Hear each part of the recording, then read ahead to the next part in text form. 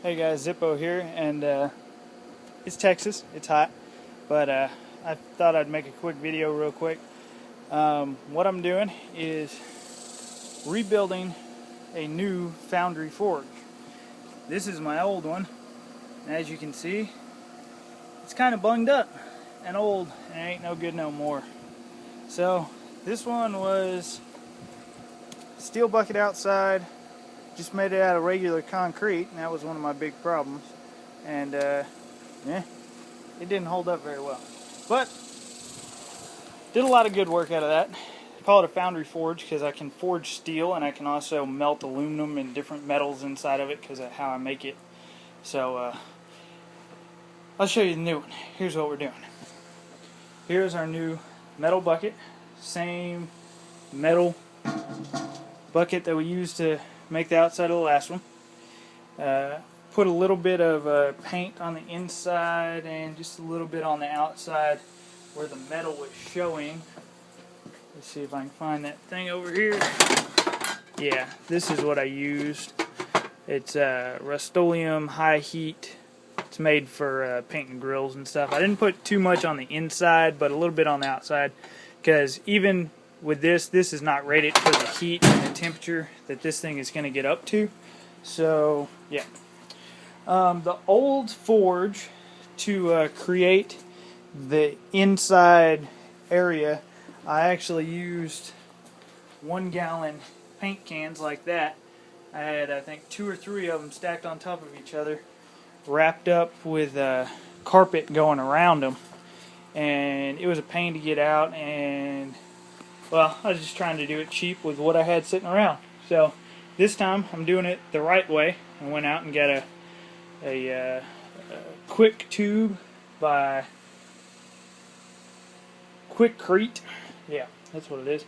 It's just an 8-inch form tube, pillar tube, whatever you want to call it. So I'm going to use that to form the inside, and I want to build a base on it, and I couldn't really figure out a good way to do this all at the same time, because the stuff that I'm using to make it this time, I'll show you all that. What I'm using is a 50-50 mix of plaster of Paris and sand, and that's what it looks like. Got a little bit more going over here. What this bucket is I've taken it and I've mixed enough in there to where it makes exactly 1.5 inches off the bottom of this bucket, which is about the same size as our bucket over there. You're supposed to mix the plaster of Paris with cold water, so I got some ice water sitting there that I'm fixing to do, and then we're going to put it in. But what I was saying is I can't figure out a way to form the whole thing at one time, as far as the bottom and then putting the tube in and then forming the outside wall. So I just got some wire and bent up this little thing. Kind of looks cool. And these are like 3.5 inches tall, so the floor, the base, is going to be about halfway up that. And I'm just going to drop this down inside, right like that. It's kind of hard to see, but the tube will easily slide inside of those little top rings, and if not, they're real easy to bend out of the way. But what I'm going to do is I'm going to put that ring down in there like that, and then I'm going to form the bottom. And I'm just going to put 1.5 inch layer of this crap on the bottom, and it dries in like 6 to 10 minutes. It's hard. So we'll go from there. And after I do that, then I'll put the tube in, and then I'll make up another batch and do the wall. And why I'm doing all that is because the stuff dries really fast, and I want to take my time, and I don't want to be rushing myself because I'll screw it up. And I want this Foundry forge to last me another 5-10 years before I have to build another one. Like my old one, it lasted about 2 years, and I'm having to build another one. I want to build this one better and stronger. Oh, yeah, I didn't say, I'm going to have to cut a hole on the outside of here and on the inside of there once I get to the second part to put in an air intake and a fuel intake and my little secret crap that makes my Foundry forge 10 times cooler than anybody else's. Alright, I'm gonna start mixing crap. This video is already pretty long. Hey guys, Zippo here. I'm trying to do this real quick because I'm inside of my little time window, but that's what the stuff looks like, all mixed up, and I'm going to try to get it in here before it hardens. By the way, I got my little wire halo thing down in there, so here we go. Alright guys, we're about ready for the second step. I'll show you what I did while that was hardening. By the way, stuff's pretty much hard. Went and put us a hole in here that's going to fit our pipe. Put another hole in here, measured off the length that we need of this stuff, cut it off. It's going to sit on top of the concrete about like that, and I want it to stick out about 2 inches so I've got some room to grab onto the top. I'm going to try to pull this form out after it hardens, but if not, it's cardboard, and I'll let it cure for at least 12 hours and then fire it up, and that'll burn out in the first burnout. But hopefully I'll just be able to pull it out. But I'll set the camera down and I'll show you how we're going to set up for this next pour. Take our ring, put it back inside of the halo, take our air intake, goes inside of one, line up your hole,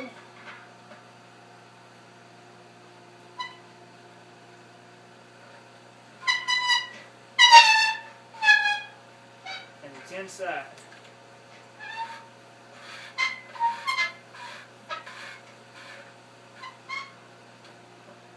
Now what I don't want is this metal bar to try to drop down, because it'll lift this up and it'll leave a gap in between the bottom of this and the top of the bottom that's already formed.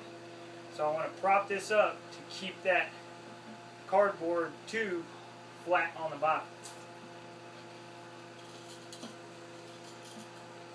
Looks like I'm going to need a little bit more than that, but that 1/2 inch tube that we cut off might do the trick.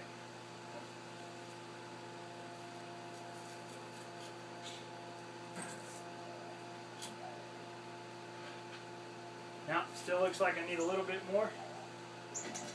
Not a big problem. Just find some more boards to prop it up, and then we're pretty much set to do the next pour. Get you where you can see that. Alright. This stuff dries super fast. You gotta keep it moving to keep it from setting.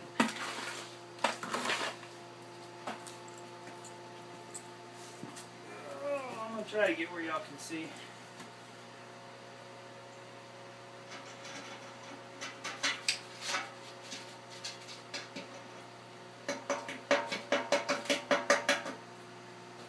I can already tell you this is going to make a mess.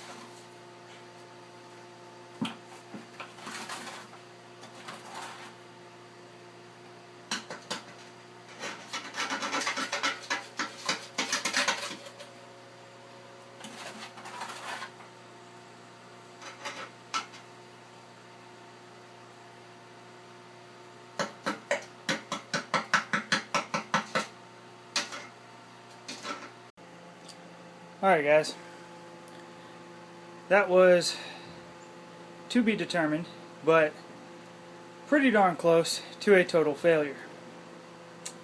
Here's why.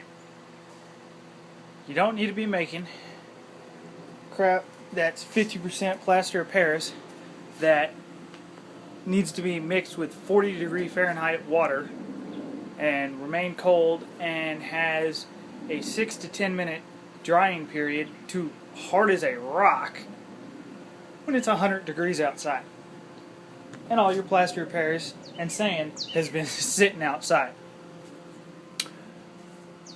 I'll show you what I did.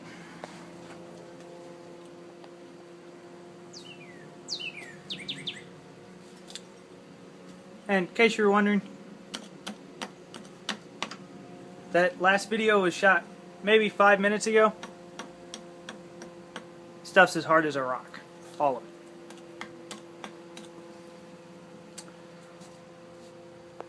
There's the real problem. All this is still a gap over there. And most of it, I don't know if you can see down in there. I don't know how well that filled in. Sorry, I turned my camera around the wrong way. I don't know how well it actually filled in here, or if there's lots and lots of air holes in there. And I know most of this second half is completely empty. So, what I think I'm going to do is try to make a few small batches and fill it in real slow as much as I can. Don't try to fill the whole thing up again. Just do small batches and try to get as much down in there as I can. And then when I've got it as packed as well as I can, just doing small batches as fast as I can real quick. Then I think I'm going to try to either pull the form out or burn it out and then go back in. And this stuff it's not like concrete. It's more of like a putty, like a clay, than it is a liquid. So you can form the stuff almost by hand. I mean, you let it go about 2 minutes and then you're dealing with almost modeling clay consistency. So you can form it by hand. So I think after I get it as well as I can with a form in there, and then take the form out and then just try to mold the inside of it with small batches just by hand and try to salvage what I can of this project. Wish me luck.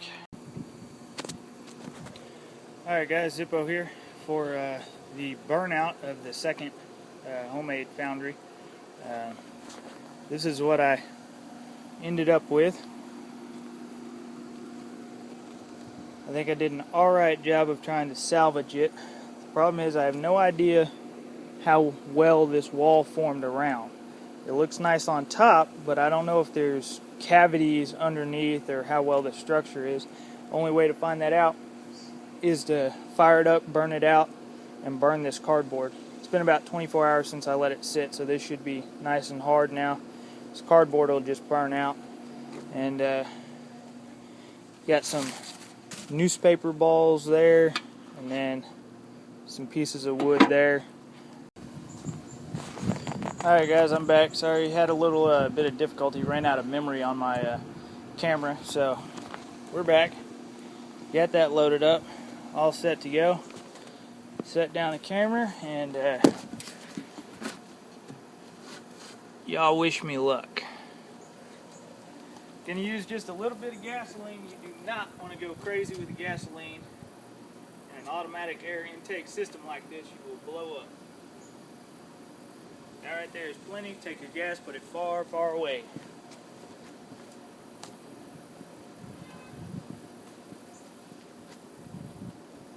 Alright. You want to light your gas first.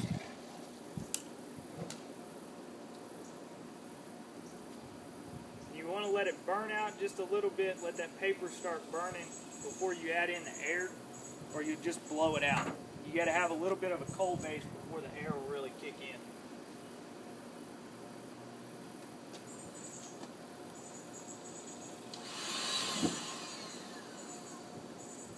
This is working.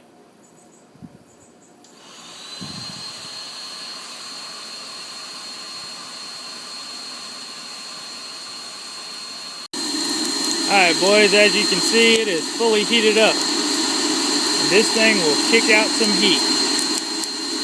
It's going to burn nice and hot. Hopefully nobody calls the fire department.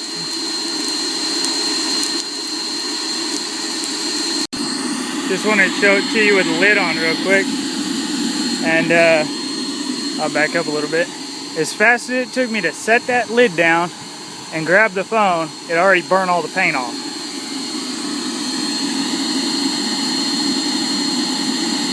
It's getting hot in there. Alright, just wanted to do one final video now that it's all cooled down. took the air intake out. You get down in here and you can see the walls. And this is what I was talking about. You remember the air intake is like right here, and when I was pouring it, I poured that first by the air intake part first, and that's what it kind of does, like a moon shape over here. All that wall is messed up where that first pour was, and then up here on the top it's good, and then all this on the other side is fine. It's almost perfect all the way to the bottom. It's just where that first, all that stuff from that first pour. So what I'm going to do is let it cool down a little bit more. Probably take it out of the sun. I've been trying to clean it out, get all the dust out of it and whatnot. And then I'm just going to lay it on its side and try to reform some of that inside stuff. But this is a great learning experience because I know how I did this, and this is perfect. So the trick to it, if you're trying to build one of these yourself, when you form those walls, lots of water. Make it soupy, because yeah, it shouldn't look like concrete mix when you're pouring it. This right here was almost a liquid, and I just poured it in. And that's how it needs to be, because that's the only way you're going to get it in these cracks. And if you see, it's a little bit, this wall's thicker than that wall, because when I tried to reseat the middle pipe, it moved over. So this one's not great, but I'm not trying to sell it. This is just mine. I don't know. I don't think anybody around here would want to buy one of these anyways. Just my little thing, and when it breaks, it turns into one like this old piece of crap, then I'll move that one over there next to the old one, and I'll build another one. And hopefully after I do about 2 or 3 of these, they'll be looking really nice. Alright, that's it. Hope you